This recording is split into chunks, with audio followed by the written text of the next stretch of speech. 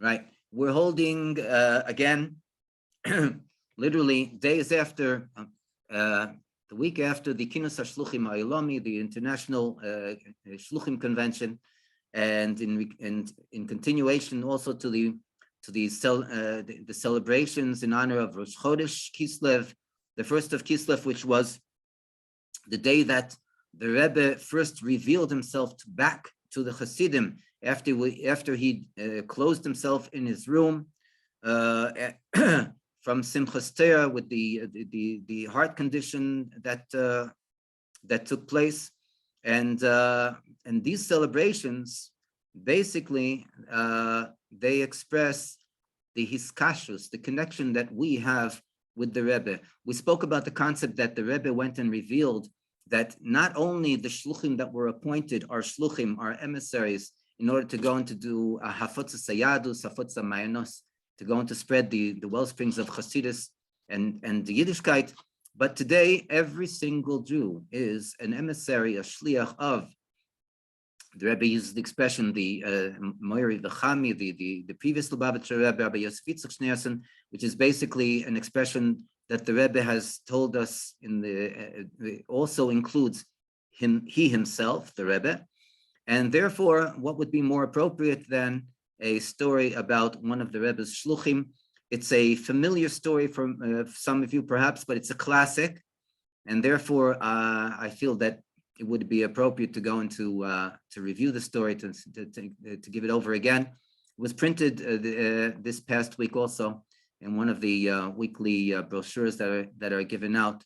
But the story took place in the year 2006. That's Tafshin Samech Vov. This is when the story took place, and it brings us back to an earlier story that actually took place in 1986, 20 years before that. And the story, as it goes, is there was a shliach. Many of you probably know him, Rabbi Tuvia Bolton, English speaker, in Kfar Chabad, and he was coming home erev Shabbos, right before before Shabbos, and he decided that since it's before Shabbos, he doesn't have any time to waste. He's going to go and to take a shortcut, and the shortcut involved crossing a solid white line, which is basically not according to the laws of driving here in Israel, probably not in any place. And the moment that he went and he cut across, he heard the siren in back of him, and the officer pulled him over to the side. The officer walked over to him and asked for the license and registration. And then he asked Rabbi Bolton to step out of the car and come to his car. He's going to be checking his papers on the computer.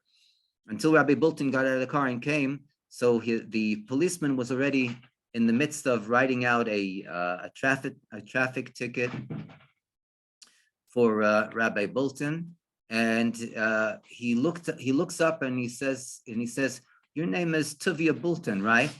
So he says, "Yes." So he looks at him again. He says, "Where do I know that name from? That name sounds familiar to me."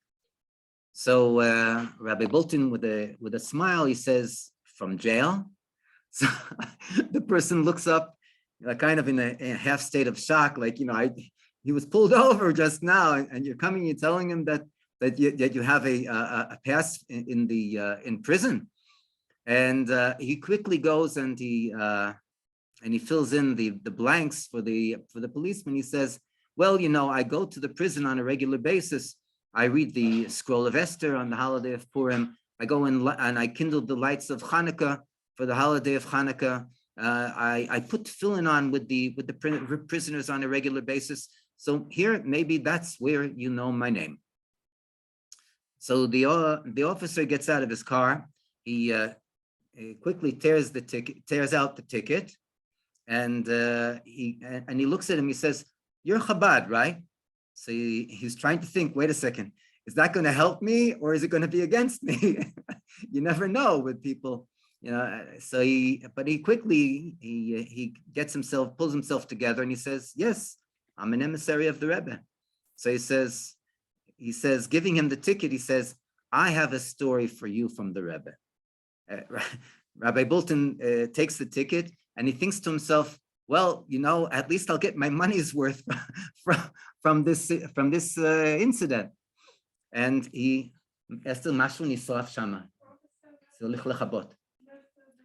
so he looks at the traffic officer, and he says, "Please, I'd love it if you would share the story with me."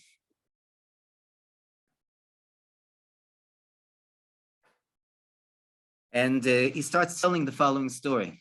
He says that 20 years back, when he was a fresh traffic officer, he was still riding on a motorcycle. So he says that he received a call that there's a driver in the state of need, and he immediately races over to the place where the call came from.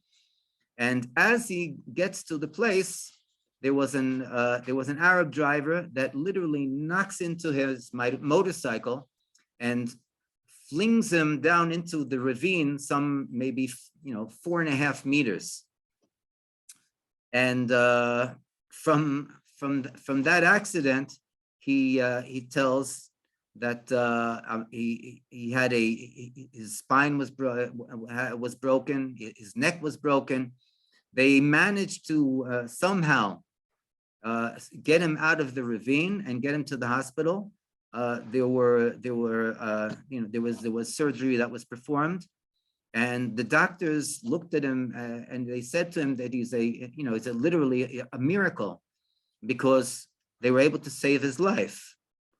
Unfortunately, in the course of saving his life, he still suffered from a paralysis on his entire left side. But at least he had his life. He went back home, and the doctors told him that in such a situation, there's nothing that in modern day medicine today, we're going back to 1986, that's known of that can help him to get back his mobility in his left side. So he went back home, and he didn't sit quietly. He and together with his family, they started to go into look around for alternative medicine. People, the witch doctors, or alternative medicine at its best, with all types. Now, we're not talking about witch doctors literally, but it's the way the conventional medicine looks at this. Today, they look at it very, very differently. But in those days, it was just in its diapers, and he didn't care. He looked for someone or anyone that was able to go in to help him to regain his mobility, his left side of the body. They were looking and looking, and unfortunately, 4 years down the line, they weren't able to find anything. 4 years later, it's Friday, and a friend of his knocks on his door, and they open the door. He sees a friend with a rabbi, beard, hat, jacket, the works. He invites them in because he knows his friend, and then his friend explains that he brought this young rabbi, who has a connection with the Lubavitcher Rebbe. And the Lubavitcher Rebbe is known to be able to go into to perform miracles in all fields of life, and therefore he offered to go and to write or to send a fax to the Rebbe in order to help out his situation.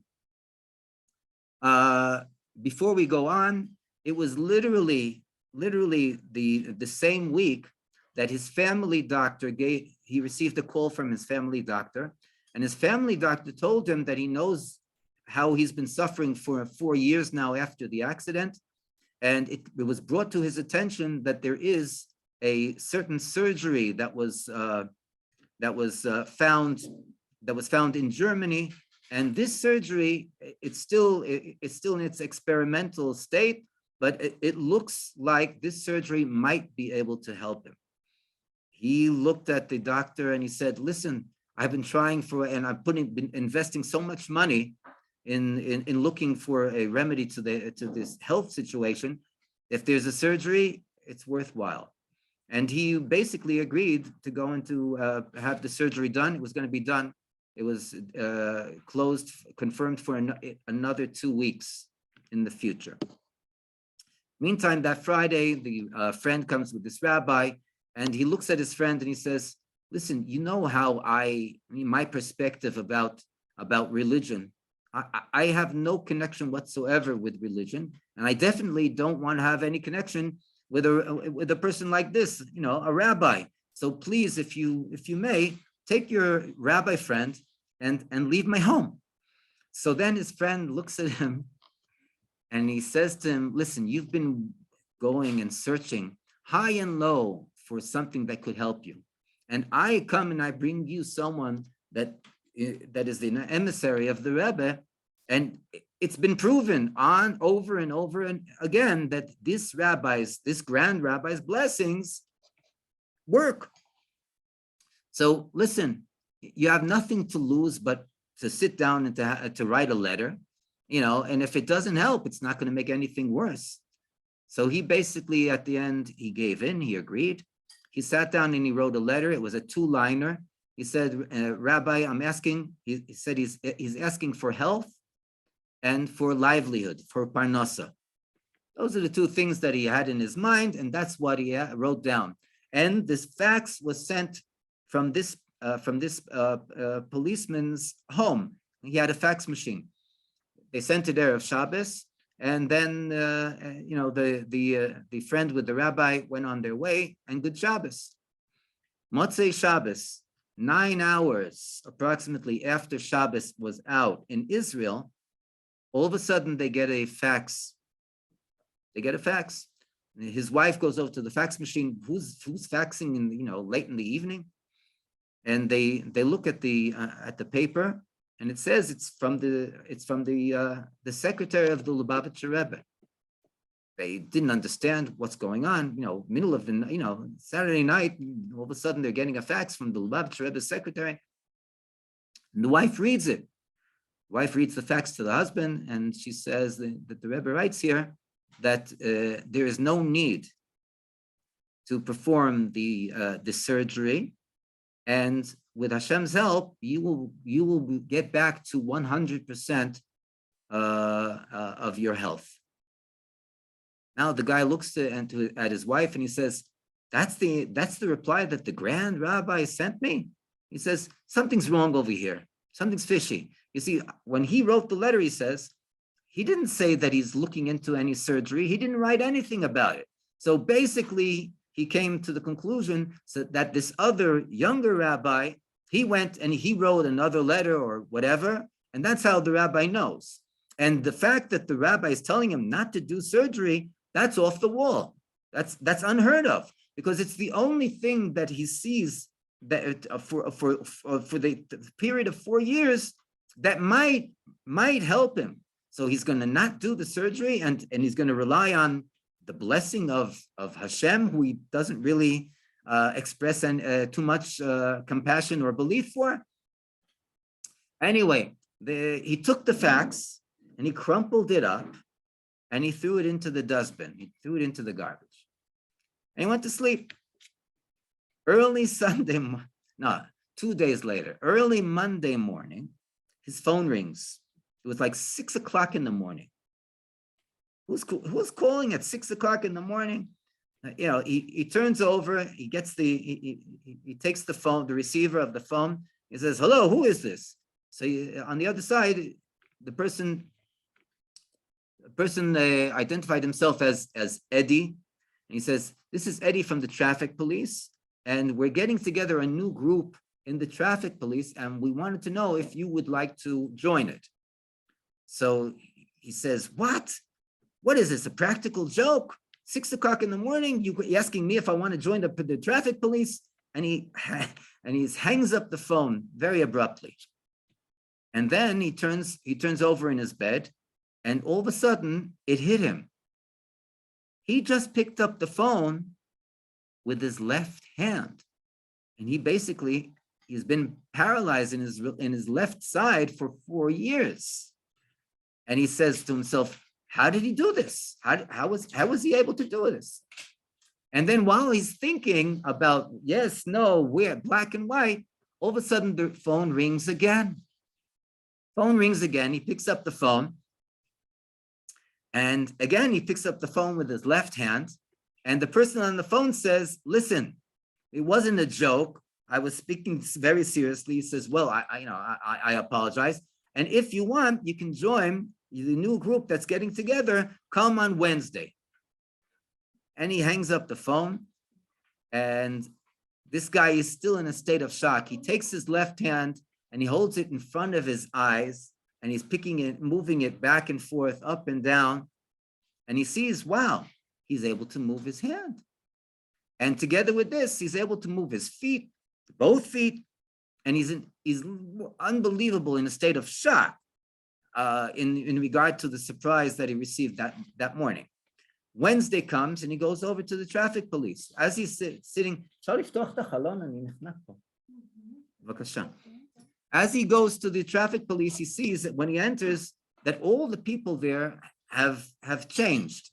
They're all other new officers, younger officers, and that to himself explained the call, because the policemen that were working with him would definitely not call him to join a new force in the traffic police, because they know that he's paralyzed. But these people don't know him personally, and apparently he was on the list. So they called him. He goes in, he fills out forms, and then they say to him, listen, you have to do a physical. So he goes to have the physical, and they do all types of different X-rays. They even did a CT to make sure that he's well. And they told him to come back 2 days later in order to see the results. He comes back 2 days later, and he comes with his medical portfolio from the accident, from the time of the accident. And he goes to the doctor in order to see the results, and he hands over his medical portfolio to the doctor. The doctor opens up the portfolio and he's looking at the X-rays from 4 years ago, and the doctor's like making a very grim face, and he says, wow, who is this poor chap? Unbelievable. Wow. He really went through Gehenna. Who is this? So the officer points to the name on the top, and he points to himself and he says, it's him. And the doctor looks at him and he looks at the new X-rays and the new CTs, and he says, this is impossible. He says, what do you mean? What's impossible? He says, in this, after the accident of the operation, it left you with unbelievable scars and still broken bones. So, certain broken breaks in the neck and in the spine. After we went and we did your X-rays and your CTs here, there's nothing to show of anything that you might have gone through in the past. No accident, no scars, no breaks, no broken bones, nothing. So he looks at him, and the traffic policeman says, well, he received a blessing from the Grand Rabbi in New York, the Lubavitcher Rebbe. So the doctor looks at him and he says, the Rebbe gave you a brand new body. So you should start celebrating and have appreciation every single day of your life from now on, because you were given something that no one in medical history, at least to this doctor's knowledge, was ever given in the past. So the traffic policeman looks at Rabbi Bolton, and he says to Rabbi Bolton, so if the Rebbe was able to give him, a brand new body, so I definitely believe, and this is already 2006, years after Gimel Tammuz, therefore I definitely believe, and you're a Chabadnik, that the Rebbe definitely can and is alive today. Okay, Rabbi Bolton went, gave him a big hug to thank him for such a moving story. And then he's still holding the traffic ticket that was given to him. And he says, listen, to be able to hear such a story, it's worth every penny on the ticket that you gave me. So the traffic policeman looks at him, he says, every penny? I don't understand. I didn't write you out a ticket. I wrote you out a warning. And then Rabbi Bolton looks at it and it says, Azhara, a warning. There was he never charged him with any fine. So what that's just the continuation of the miracle of this of this police of this traffic officer. Anyway, the Eibusher should help that coming from these miracles, we should be able to have the schus, we should have the merit, and we should have finally the revelation of the Rebbe Shlita Melech Ha'Moinshiach with the third and the eternal Beis Hamikdash and the true and the complete Geula, and it should be teichef umyad mamish mamish mamish. Yichi Adonenu Moreinu v'Rabbeinu HaMelech HaMoshiach le'olam voed.